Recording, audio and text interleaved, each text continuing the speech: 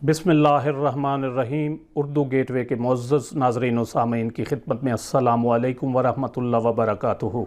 नाज़रीन गिरामी, बर्र-ए-सग़ीर पाक व हिंद में मुसलमानों के यहाँ दो मसलकों या ग्रोहों के लोग जो हैं मुसलमान ये ज़्यादा पाए जाते हैं। मेरी मुराद बरेलवी और देवबंदी मकतब फ़िक्र से हैं तो ये दोनों सुन्नी मुसलमान, लेकिन इन मसलकों से वाबस्ता शिद्दत पसंद किस्म के जो लोग होते हैं वो एक दूसरे की मस्जिदों में नमाज़ पढ़ना तक गवारा नहीं करते।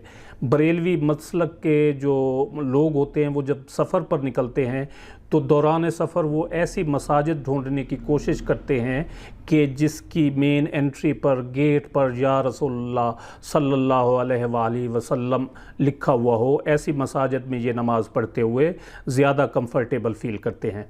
इसी तरह देवबंदी मसलक से जो मुंसलिक लोग होते हैं वो भी दौरान सफ़र ऐसी मस्जिदों को ढूंढने की कोशिश करते हैं ताकि वो वहाँ पर आसानी से और इत्मीनान और सुकून से नमाज़ पढ़ सके। यानी एक दूसरे के पीछे ये नमाज तक नहीं पढ़ते, एक दूसरे से रिश्ता नाता जोड़ने में ये कराहत महसूस करते हैं। तबलीगी जमात वाले अगर बरेलवियों की मस्जिद में ठहर जाएं, अव्वल तो उन्हें उस मस्जिद में ठहरने की इजाज़त नहीं दी जाती, और अगर ठहर जाएं तो फिर उनको ज़बरदस्ती मस्जिद से निकालने के बाद बरेलवी हज़रात मस्जिद को बाकायदा तौर पर धोते हैं।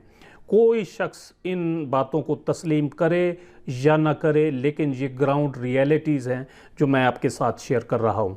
अब इस चीज़ की अचानक ज़रूरत क्या महसूस हुई कि मैं इस मौजू पर गुफ्तगू कर रहा हूँ। तो आज मैं एक ऑफ़िस में बैठा हुआ था, वहाँ पर मजहबी बहस ज़ोर शोर से शुरू हो गई।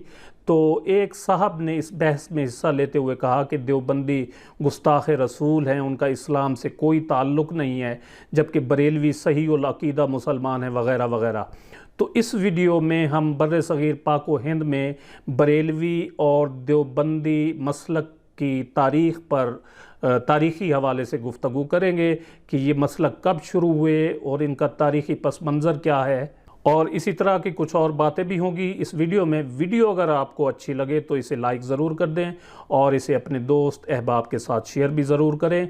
और एक और ज़रूरी गुजारिश कि अगर आपने हमारा ये चैनल अभी तक सब्सक्राइब नहीं किया तो जल्दी से इसे सब्सक्राइब कर लें ताकि आपको इस तरह की और वीडियोज़ देखने को मिलती रहें। नाज़रीन गिरामी, बर्र-ए-सग़ीर पाक व हिंद में देवबंद और बरेलवी मसालिक में इख्तलाफात का सिलसिला जो है ये तो कई दिहाइयों पर मुहित है और काफ़ी पुराना है, मगर इनमें शिद्दत जो है वो पाकिस्तान के क़याम के बाद देखी गई है। दोनों मसालिक या इन फ़िरक़ों की आप कह लें कि बुनियाद मौजूदा हिंदुस्तान में पड़ी, यानी देवबंद और बरेली में। दोनों इंडिया के शहर हैं, देवबंद और बरेली। देवबंद उत्तर प्रदेश रियासत के एक ज़िले सहारनपुर का एक कस्बा है जहाँ पर देवबंदी मकतबा फ़िक्र का मदरसा दारुल उलूम देवबंद कायम है। इसी तरह बरेली भी उत्तर प्रदेश रियासत का एक ज़िला है, लेकिन ये देवबंद की निस्बत एक बड़ा शहर है। यहाँ पर बरेलवी मकतबा फ़िक्र का मदरसा कायम है जो इमाम अहमद रज़ा ख़ान बरेलवी ने कायम किया था, जिसकी वजह से बरेलवियत काफ़ी परवान चढ़ी। तारीख़ी मुताले के मुताबिक बरेलवी मसलक के लोगों ने अंग्रेज़ हुकूमत के ख़िलाफ़ जिहाद से इनकार किया था और आज भी ये लोग इसी रविश को जारी रखे हुए हैं। 1857 की जंग आज़ादी के 10 साल बाद देवबंद मदरसा का क़याम अमल में लाया गया, जिसका वाज़ेह मकसद ये था कि चूँकि अब मुसलमानों की या मुग़लों की हुकूमत कायम नहीं रही, अंग्रेज़ काबिज़ हो गए हैं, लिहाजा यहाँ पर मुसलमानों के मसाइल के हल के लिए एक प्लेटफॉर्म बनाया जाए और अपनी एक अलहदा शनाख्त जो मुसलमानों की है उसको बरकरार रखा जाए। बेसिकली ये अहयाए इस्लाम के हामी लोग थे, यानी रिवाइवल ऑफ इस्लाम, जिनका ख़्याल था कि हिंदू मुआशरे के असर की वजह से इस्लाम में और मुसलमानों में काफ़ी ऐसी रसूमात दाखिल हो गई हैं जिन्हें निकाल कर ख़ालिस इस्लामी रसूमात और तालीमात पर अमल किया जाना चाहिए। देवबंद के इस नज़रिए ने काफ़ी मकबूलियत हासिल की और न सिर्फ़ हिंदुस्तान बल्कि दीगर मुस्लिम ममालिक से भी काफ़ी सारे तलबा जो हैं वो मदरसा जो इनका था दारुल उलूम देवबंद, उसमें तालीम की नीयत से आने लगे। جبکہ بریلوی فرقہ بہت بعد میں سامنے آیا یہ مسلک، اور اس کو امام احمد رضا خان بریلوی نے اسٹیبلش کیا، جو رائے بریلی سے ایک جو شہر ہے انڈیا کا، وہاں سے تعلق رکھتے تھے۔ انہوں نے 1920 کے قریب یہ مکتبہ فکر قائم کیا، جن کا موقف یہ تھا کہ ہندوستان میں رہتے ہوئے بہت ساری رسومات اور رواج جو ہیں وہ مسلمانوں نے اختیار کر لیے ہیں، لہٰذا اب انہیں نکالنا نہیں چاہیے۔ ان رسومات میں مزاروں کی زیارت، منتیں ماننا، نظر و نیاز، فاتحہ خوانی اور موسیقی یعنی قوالی وغیرہ شامل تھیں، جنہیں دیوبندی تسلیم نہیں کرتے تھے۔ بر صغیر کی تاریخ اور مذہبی علماء کے سیاسی کردار کے بارے میں کئی کتابوں کے مصنف ڈاکٹر مبارک علی ہیں۔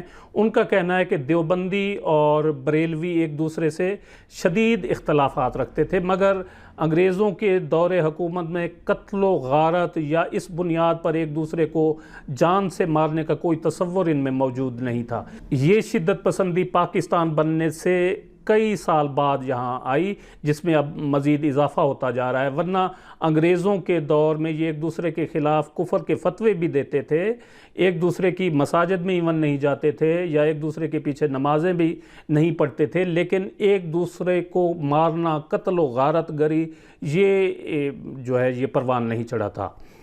اس کے علاوہ علاقائی پس منظر بھی ان مسالک میں کافی اہمیت رکھتا ہے۔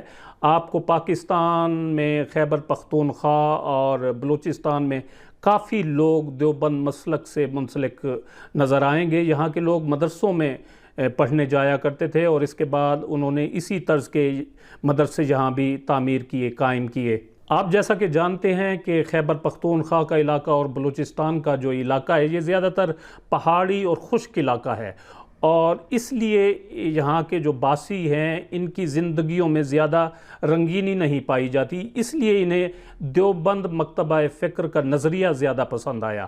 اس کے برعکس بریلوی مسلک میں زندگی کے آثار پائے جاتے ہیں، وہ نعت خوانی بھی کرتے ہیں، ہر تہوار پر خصوصی کھانے پکاتے ہیں، عرس مناتے ہیں بزرگوں کے، جبکہ دیوبندیوں میں یہ کلچرل پہلو بالکل ان میں یہ موجود نہیں ہے، اور نہ کوئی ان کے ہاں کوئی رنگینی ہے۔ اس وجہ سے بریلویوں میں ذہنی لحاظ سے زیادہ وسعت پائی جاتی ہے، جبکہ دیوبند معذرت کے ساتھ زیادہ جو ہیں وہ تنگ نظر پائے جاتے ہیں۔ تحریک جہاد، جو تحریک محمدیہ بھی کہلاتی ہے، اس کے بانی سید احمد شہید جب حج کرنے کے لیے سعودی عرب گئے تھے تو وہاں بھی وہ وہابی تحریک سے کافی متاثر نظر آئے، اور انہوں نے واپس آ کر سرحد میں، صوبہ سرحد میں KPK میں اسلامی حکومت قائم کرنے کی کوشش کی تھی۔ وہ وہابی نظریہ کے زبردست حامی تھے، اور وہ کسی بھی رسم کو یا رواج کو نہیں مانتے تھے، اور ان کا اس علاقے میں کافی اثر و رسوخ تھا، اور لوگ ان سے کافی متاثر تھے۔ اور اس کے بعد اگر دیکھا جائے تو سعودی عرب کا بھی دیوبند مسلک کے فروغ میں کافی اہم کردار جو ہے وہ رہا ہے۔ 1970 کی دہائی میں جب سعودی عرب میں تیل دریافت ہوا اور تیل کی پیداوار کے بعد وہاں پر دولت کی ریل پیل شروع ہوئی، تو وہابی اسلام کو پھر جو ہے وہ پروموٹ کیا گیا، اور اسی کے تحت جو وہ پاکستان میں بھی یہاں پر جو ہے وہ یہ وہابی اسلام جو ہے وہ ایکسپورٹ ہوا یا پاکستان کے لحاظ سے امپورٹ ہوا۔ اور اس بات کو پچھلے دنوں سعودی کراؤن پرنس جو ہیں وہ شہزادہ محمد بن سلمان، اس نے بھی انڈورس کیا ہے کہ انہوں نے وہابی اسلام کو پروموٹ کرنے کے لیے فنڈنگ کی تھی۔ اس کے برعکس بریلویوں کو باہر سے کوئی سرپرستی نہیں ملتی، جبکہ دیوبندیوں اور وہابیوں کو سعودی اور اماراتی سرپرستی ملی۔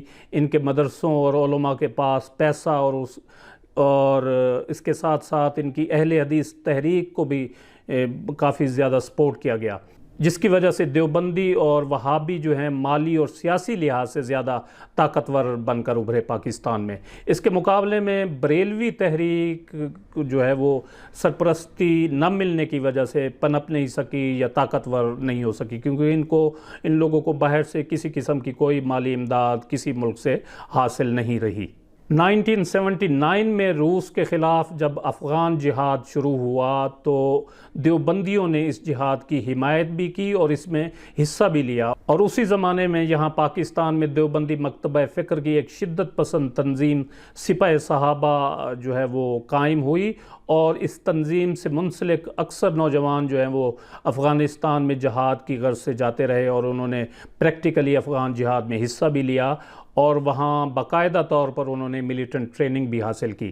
آپ کو یاد ہوگا کہ 80 اور 90 کی دہائی میں مذہبی شدت پسندی جو ہے وہ کافی بڑھی، اور مذہبی دہشت گردی کی کافی وارداتیں جو ہیں اس زمانے میں ہوتی تھیں، جن کا سرا کسی نہ کسی صورت میں افغانستان میں ٹریننگ حاصل کرنے والوں کے ساتھ جا ملتا تھا۔ مگر اس کے برعکس بریلویوں نے اور بریلوی مکتبہ فکر سے منسلک جو لوگ ہیں، انہوں نے افغان جہاد کی نہ سپورٹ کی نہ حمایت کی، اور اسی اثر کے تحت انہوں نے اس افغان جہاد میں حصہ بھی نہیں لیا۔ تو ناظرین گرامی، یہ تھی آج کی ویڈیو جس میں آپ کو دیوبندی اور بریلوی مکتبہ فکر کے تاریخی پس منظر کے بارے میں کچھ بتایا گیا۔ امید ہے ویڈیو آپ کو پسند آئی ہوگی، جسے لائک اور شیئر کرنا نہ بھولیں۔ اپنا قیمتی وقت دینے کا بہت بہت شکریہ۔